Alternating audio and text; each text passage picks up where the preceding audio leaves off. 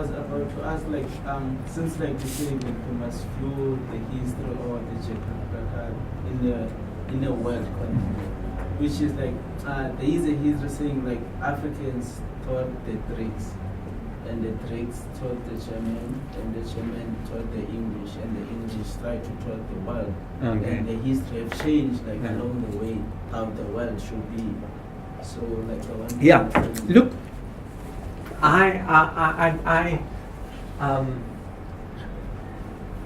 I think that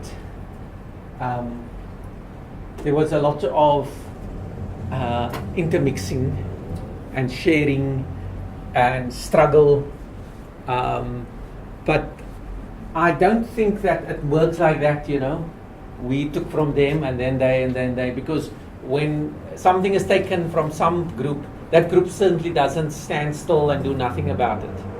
Okay, you know, so the Greeks took from the Africans, but then the Africans still have the history, the Africans still do things, the Greeks. So I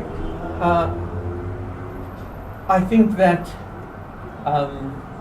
those ideas I find a bit problematic, because there are certain technological changes. There are certain technological changes that happen in certain places that give people certain advantages over others. For instance, the development of military technology, of superior weaponry, you know. It could have happened anywhere, anytime. It didn't need to follow that Africans, Greeks, Romans, Britons, and then so on. One of the key disadvantages, and one of the, for Africa, for the people on the continent.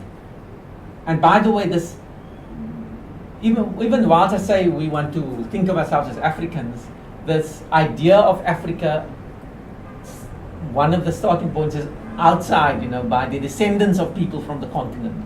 And people don't think of themselves as Africans in a global sense until very late, until into the 20th century. Okay?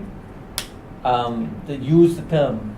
People are thinking in local terms, in terms of the clan, in terms of your neighborhood, of your quote-unquote your tribe. Okay? And it is only with them confronting a bigger enemy that the intellectuals are saying these divisions are not going to get us very far. Let's think broader. Let's think bigger and beyond this, so that let's think. And that's you have the birth of your nationalist organizations. You have your birth of your national. So the first organization in South Africa to use the word African that I know of is an organization in Cape Town of brown people largely. It's the APO, the African People's Organization, or then becomes the African Political Organization. Very, very interesting. So what I am saying is that the idea of Africa, it's also in response. So it's important to think dialectically, to think as a response to certain pressures, to certain demands of when certain ideas become popular.